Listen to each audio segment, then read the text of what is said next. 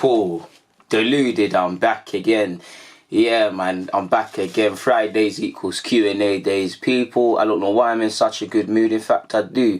Obviously, before I get into it, you lot know I like to... Well, I know I do a lot of Arsenal stuff and all these other things, and sometimes touch on other teams, which I should do more. But my favourite content on my channel is the youth, like whether it's Arsenal youth and stuff around youth, and obviously Deluded Thoughts, because... For me, I wish that somebody on their journey documented everything. Like, I'm not anywhere where I want to be. I'm not no superstar or anything.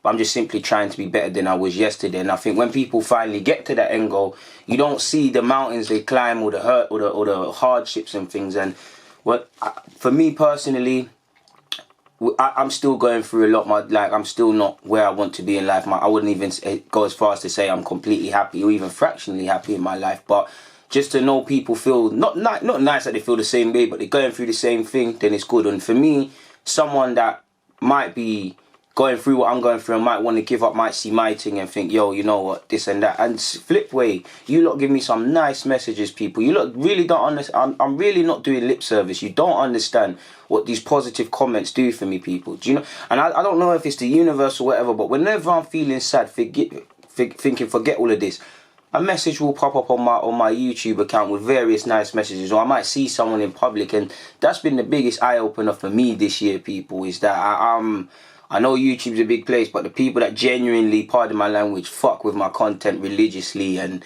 like some of the words you lot say in the physical and the prick, like people, I can't comprehend it, man. But I'm waffling now. Let's crack on with the Q&A questions. If I've missed you out, don't feel no way. I know I normally record these on Thursdays, but it's actually a Wednesday. I'm doing the late shift today as well at work, so I can't do it, people. And I have work early tomorrow as well, so there's nothing I can do. The joys of being a production assistant, or what I call a glorified runner or dog's body. Really want to quit this. Really hate it, people. I'm not going to lie. Hate it, like despise it. But moving on. Antonio Banks asks, if we sign Nuno for next season, would it be a good move for Arsenal? George Mendes is his agent, and he has good players as his clients. Maybe these contacts would help us to bring quality players to the Emirates. In theory, you're 100% right, my guy. I mean, if you know agents, you have a better relationship, and you've seen it already. Raul Sanllehi, you've already seen us more open, probably towards the end of Wenger's role, but you saw us dealing with the Mino Renolas, and since Raul's come, and it's well documented, his contact book, you've seen us linked with agents or signed players under agents we wouldn't previously, and whatnot. You look at Kaya Jarubkin, I can't say his name. I don't think he's officially an agent or does anything with West Ham, but you look at the Tevez and Mascherano. So if we can utilise these contents, it would be good. The problem is, like you see with a lot of clubs where agent, I'm not saying Mendes has any power at Arsenal, but what you don't want to do is, the good side is that we can get good players and whatnot, but what you don't want is that agents will, and this happens, they'll have one great player at a club, but they'll house several of their other clients at a club. And what we don't want to do, and it probably won't, but what Arsenal want to do, will be wary of, is just getting players that we don't want simply because they've got the same agent and whatnot. That's something we have to be very careful on. But great question.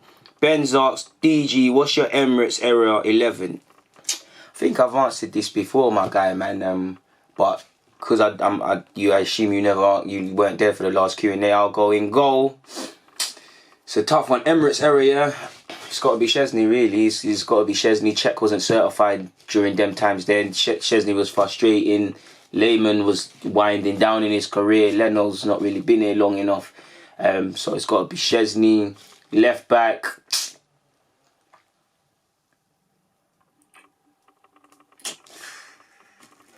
Right back, Sagnar.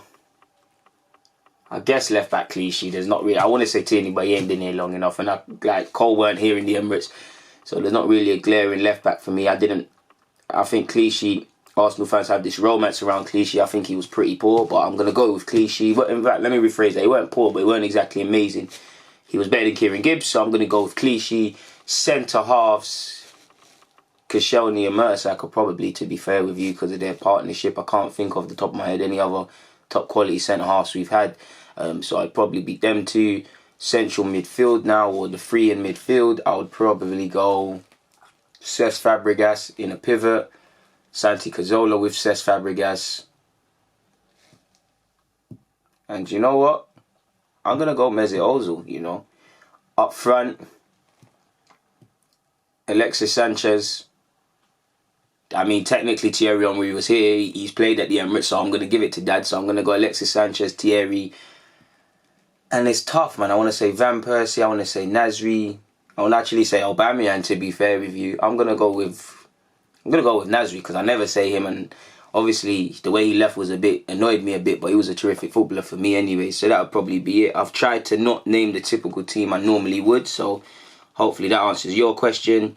Goddamn has asked, why did you name yourself Deluded when you are far from deluded? Should be more like unbiased. Now I've seen unbiased, rational, Gooner. Some clown in the comments said they said people, Gooner. It's ridiculous. To be honest, obviously hindsight's a wonderful thing, but I didn't, and I'm not to sound big-headed because I'm not getting anywhere or anything, but I didn't realise or know at the time that it would snowball, like me just talking about YouTube football stuff would snowball into this. I didn't give Deluded much thought, really. I mean, I've told you a lot. Somebody called it to me on Xbox Live or PSN. One of them ones had one of them years back and was trolling, and I liked the word deluded, I guess. And when I was just trying to sign up for YouTube and that, I just looked at the word deluded and ran with it. And then before I knew it, people were calling myself it. I was calling myself it. People were calling it. And for me, it's become a way of life now, because you've got to be deluded to believe a kid from North London can carve a career in the world of football. You've got to be deluded to realise you can reach any of your goals, people. And I guess the name for me is it just becomes a consistent reminder that you have to be deluded to reach your goals, and people will call you deluded just for simply not agreeing with you. So yeah, man. And before I know it, we've got DG Nation and Deluded Nation and all these things. So we're here today, aren't we, my guy? Christian asks, what's your short-term 3 to 5 months and long-term goals? Well, I don't like to share my goals out there in terms of specifics, because I do believe, I don't know if you know about stuff, but I do believe red eye or evil eye people is a thing. There's people out there who will see someone like me and you, my guy, who's asked this question, just simply trying to be better than ourselves than we was yesterday. And some people just simply hate that. People hate that you're improving people. And people have grown up with people. They have this one image of you or how you was, and they fail to understand that you've evolved and seen certain things, and they don't necessarily want you to progress. So in regards to short-term goals, I would say short-term, simply keep growing in terms of subscribers, keep improving in terms of editing and whatnot. That's something behind the scenes I'm trying to get into. Just consistently expand, just consistently diversify myself, look to get collaborations, I guess, which is proving tricky, and it is what it is. Like, don't get me wrong, shout to everyone you've ever seen me with a collab with, but it is long, and it's people are living their own lives, and it's difficult to go around stuff. And I'm the sort of person, I'll ask you, normally by nature, I'll ask you once, and if you flop, you're not on it. But in this industry, I'll ask 2-3 times. 3 is the max. If you're not on it, you're not on it. And many people, between having their own lives, between having too much on their plate, by just simply considering that Deluded, for example, is not in their best interest or isn't their highest priorities, which is fine to collab with, it's these things. So I'd say simply that long-term goal is potentially to just earn a living from whether it's YouTube or in the world of football, because I don't know nothing apart from football, people. Nothing interests me apart from football. Like, football is all I know. It's literally this or die trying. Do you get what I'm saying, people? It is what it is. Like, sometimes even when I sit around these other YouTubers and stuff, especially those from a different background, obviously football's enjoyable, but I get the feeling that this crap is all just a game for you. Like, I'm really trying to make something of myself, get out of stuff, escape what I could have been or previously was heading down a certain path. You get it? We're not, like, it's a serious thing, people. And I used to get that playing football. I couldn't understand certain kids when we used to play football against other teams, how they were like, I can't explain it. It's like, obviously you have to enjoy yourself, but it's like winning, losing, applying yourself didn't matter, because I was really trying to be a footballer, like everyone from ends. Like, we didn't have nothing else, innit? So you get where I'm going. So that would probably be it, to be honest, my guy. You've also said, Deluded Peace Family, when you were at your lowest, what made you keep hope alive, and how did you motivate yourself? I say that because I was in a similar situation working as a labourer, but managed to turn things around. Enough of me, the floor is yours. Well, I assume you've seen my Deluded Thoughts video, and I appreciate not only your kind words, but your motivating words, and obviously taking the time to support my team. I'm a bit of a weird one, my guy, if I'm going to tell you the truth, man. How I got out of it, of my lowest, truthfully, I don't know. I guess I confronted myself and how do I make it make sense?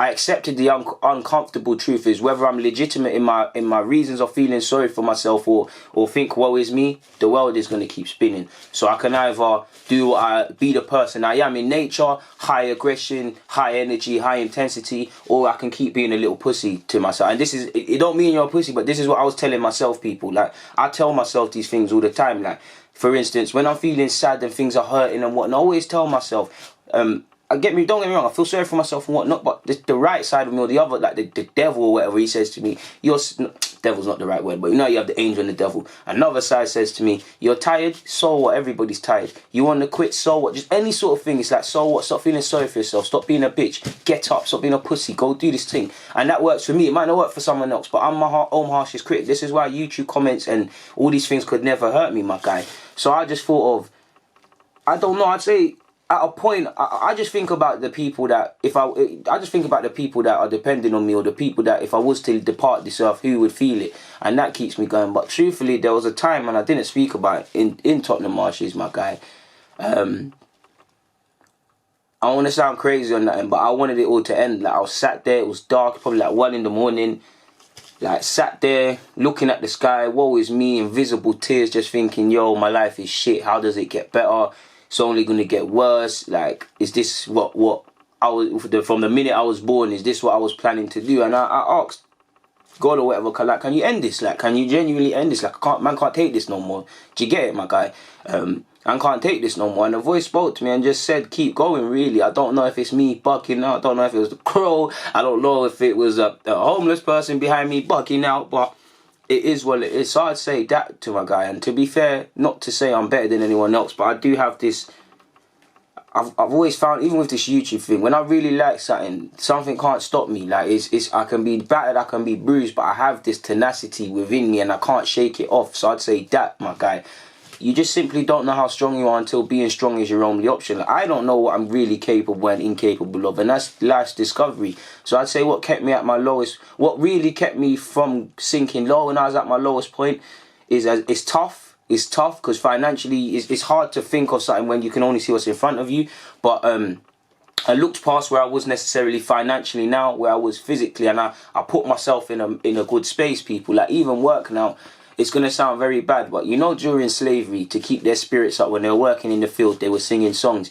In my head, I do the same thing now, keep my spirit up. I can't let people get me down. I can't, and the way I've started looking at life is not to be an idiot, but there's a million reasons to quit and all these things and be pessimistic. I just focus on that one reason to be optimistic. And now, for me, it's helped me because I know life is going to kick me and lower, and tough times are more to come ahead. But And don't get me wrong, I'm not invincible, but I've got more confidence to get out of these struggles because I've been through it before, and it could be better, it could be worse, but at the end of the day, my dude, man, I'm still alive. Do you get where I'm going? So I would say that one there for me personally, my guy, would be it. That's what really and truly helped me get out of it, man. Like, that's how I motivate myself. It's like I needed to do it, man. It's like I had to because I ain't got nothing else really. So I'd say that, my guy, man. And trust me, I know you feel labouring, cleaning toilets, illegal things. Man's done it all. Like, I ain't been no Gambino, no Pablo Escobar or done anything like that. But there's things to do out here, and there's things we've all done that we're not necessarily proud of, and things like that. And things I see every day in my daily reality, whether because this is one reason I want to get out of ends as well, yeah. It's because it doesn't depress me, but through being on YouTube and being around certain other people, like I've seen the houses, the lifestyle, all of these things, and it's motivating. But at the same time, in the same day that man see another side of London, I've got to go back to where I live, walking past the States, people, yo, who's that? And getting spuds in with people that have just landed road and all of these things. And it really pains me how there's a lot of talent out there, but the environment they're in isn't necessarily the best. So I'd say that, man. Sorry for waffling on and not answering your question specifically, my dude, but thank you. Ngozi Chief has said, would Ozil work in a Firmino-like role where he could drop deep, creating space for wingers and being creative on the ball? If you mean I don't think they'd be like for like because they're quite different players. But if you mean a complete free role for Mesut Ozil, then yeah, I mean that's what Mesut Ozil is all about, my guy. Jamal said, salute DG. As always, big up yourself. Thank you very much, my dude. You said, With everything going on with the club, I wanted to ask, do you believe the players, in brackets not all, are using Emery as a scapegoat? Reason I say this is because when I look at last season to now, the weak mentality, the negative body language on the ball, and just players' pride, it's as if they're using tactics as a disguise, Emery's tactics, as a disguise for their poor performance. Now, I agree but disagree. I agree because when moments like this happen, I remember Jose, you know the second time he left, or was it the first? It might have been the second time. It really looked like them players were down in tools. So player power is a big thing, innit? So players are probably down in tools. Players subconsciously, whether you want to try or not, if you're not getting on with the manager or believing in him, subconsciously you're not going to try as hard. In the same way, in a positive way, Liverpool, Klopp's players, they all ride for him. They all riding for the cause. So subconsciously, that extra 10% is there. Do you get it? Then they're clearly not motivated by the tactics. They've clearly tried. They've clearly tried these tactics and it doesn't work. I feel a lot of them players are scared and they just simply don't know what to do, and they're fearful because they're getting it from fans, but they're listening to Emery and they don't know how to get out of it. But I do say this, whether we win, lose or draw, Emery is not alone, and I do agree with what you're saying. The players, I wouldn't say the players are necessarily using that because I don't know that's what they're doing, but I do think players are not being held accountable for poor performances 100%. The underlying factors is how Emery shoehorns players into teams, consistently changes up the side and just doesn't give the format to win. But the players at the end of the day are the one playing. I don't see the players, forget playing for the shirt and the manager and the fans, I don't see players playing for themselves.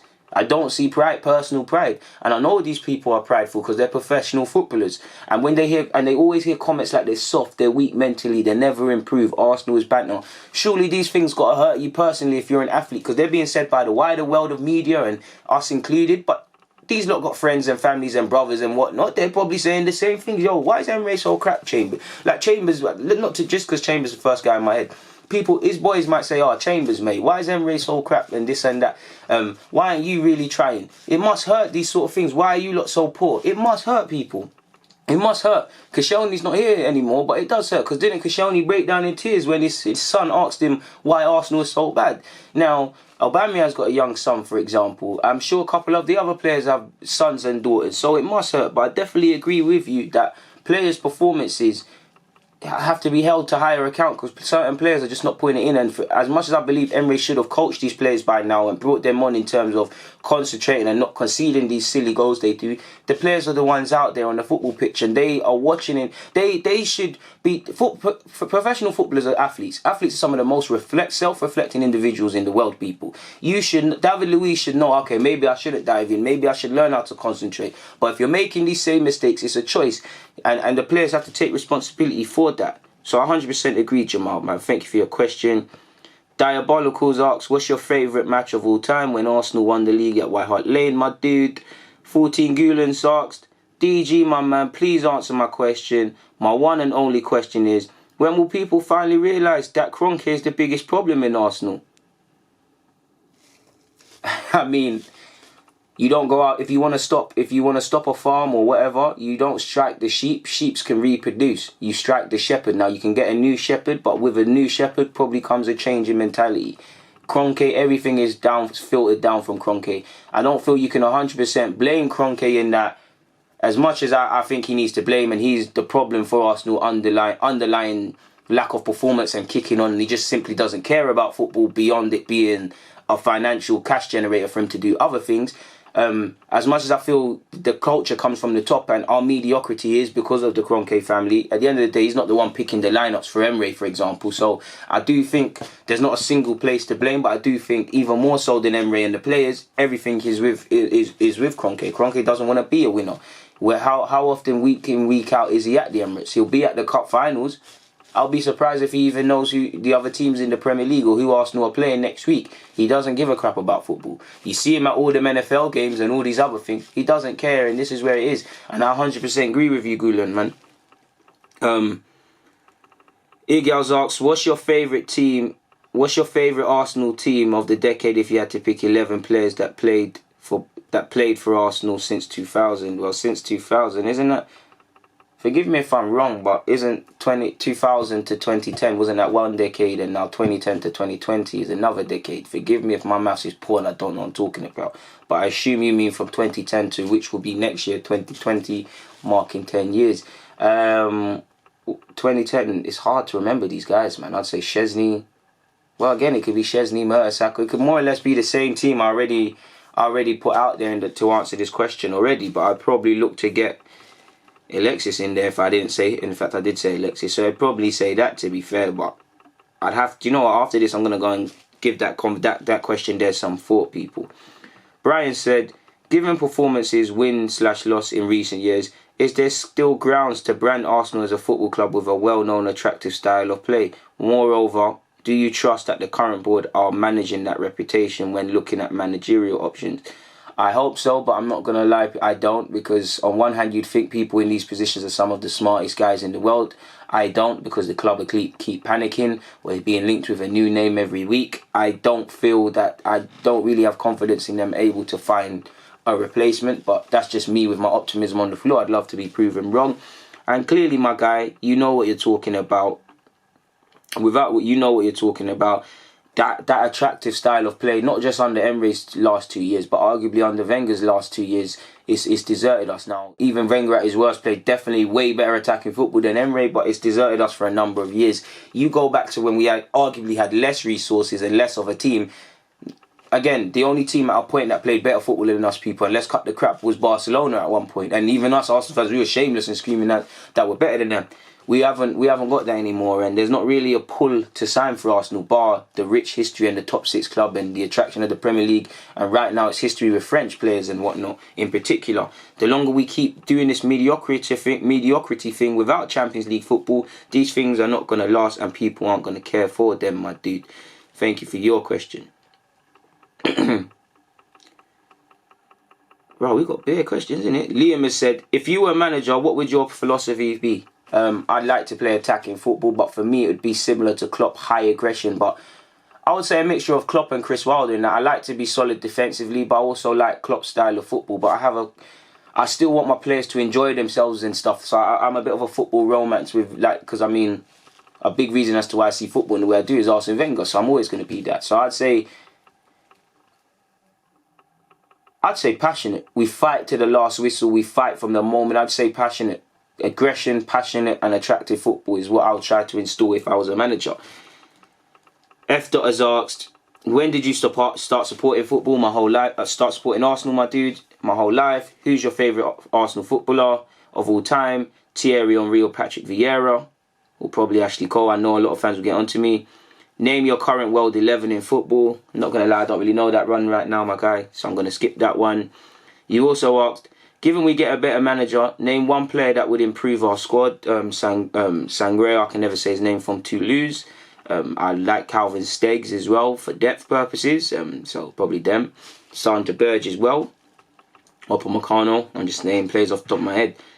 FCHS student is asked, do you think happiness is something you can create for yourself without the need for anything or anybody or anyone else? Sorry, let me repeat that. Do you think happiness is something you can create for yourself without the need for anyone or anything else? It's what you define as happiness. That's what it is, my guy. It is what you define as happiness. Comparison is the thief of joy. Certain people could be happy on 80,000 a year, people. I definitely would. But a next man might be on 2 million a month. I'm exaggerating, but 2 million a month. That won't be his happiness. Now, a next man, he could be happy with, that next man could be happy with his 80k, but he look at £1 million and whatnot and think, yo, my life is dead in this. So he's already been robbed of his blessings. You should always aspire to better yourself, but do you get it? You have to define what happiness is for you, people. For instance, there's a lot of my friends not necessarily earning a lot of money, but they're working for themselves and they're gradually building and whatnot. So that's where their happiness comes. You need to define who you are as a person, what would bring you happiness. And then you've got, I think, even I'm trying to develop this, you've got to have that, you've got to be able to shut out other people's opinions, whether they call you a success or a failure. As long as you're happy in yourself and you're not committing any crimes and you're not harming anybody, then you define what happiness is for yourself. You create it, people. I used to think, I'm a strong believer of creating your future. I used to believe in and I still believe in that things are written for you, but you can go out there and physically create what you want to be with the internet. So you can go out there and claim your happiness. And that's what I'm trying to do, pursuing happiness. For me, happiness will be working in football, whether that's through YouTube,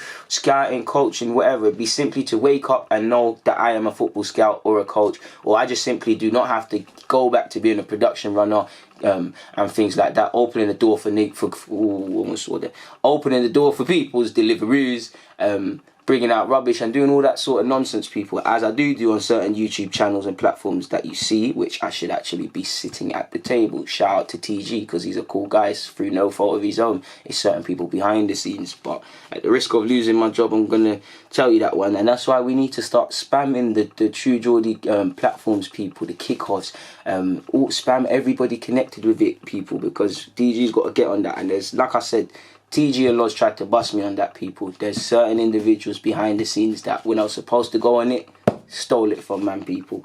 So I'm not going to talk on that, but shout out to True Geordie, because even TG, man, True Geordie said some motivating words to me, and he's a very cool guy. Like, if he wasn't doing YouTube, he'd be a lad down, you'd think he'd be one of your lads down the pub. Loz as well, and everybody else connected apart from that one individual, people. So moving forward, D Solo's asked, Arsenal haven't shown change since those last 8 games of last season. Honestly, how do you see the team improving? Does our football as a football club need rebooting? I mean, what's our identity? You've answered the question yourself. We need to go back to basics, find our identity, find a manager that wants to play to them same identities, find someone that can bring us back to our core values.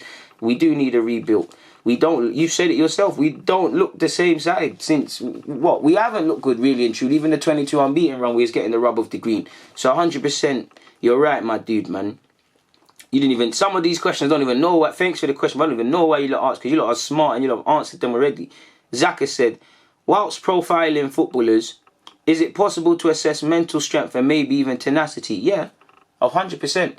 100%. Mental strength, you'd more probably have to see away from the field, and you wouldn't be able to really see it unless you could do some personality tests or psychological tests, and really situations that show how somebody, let alone a footballer, responds to adversity. But I would say away games, my guy.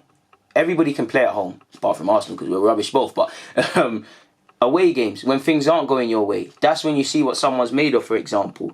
You definitely could. When things aren't going their way, how do they talk to their teammates? What do they say? How did they react? What's their initial body reactions? Do they still show the bravery, win, lose, or drawing away from home or at home when they want the ball, showing willingness for the ball? When things aren't going their way, do they shy away from wanting the ball? Are they afraid, if they're a young player? And I like to see this, but it needs to be balanced. Are they afraid of giving it back to the more experienced players? These are small little ways you could see, but you'd have to watch someone over 10 to 20, 30 games to really assess these things.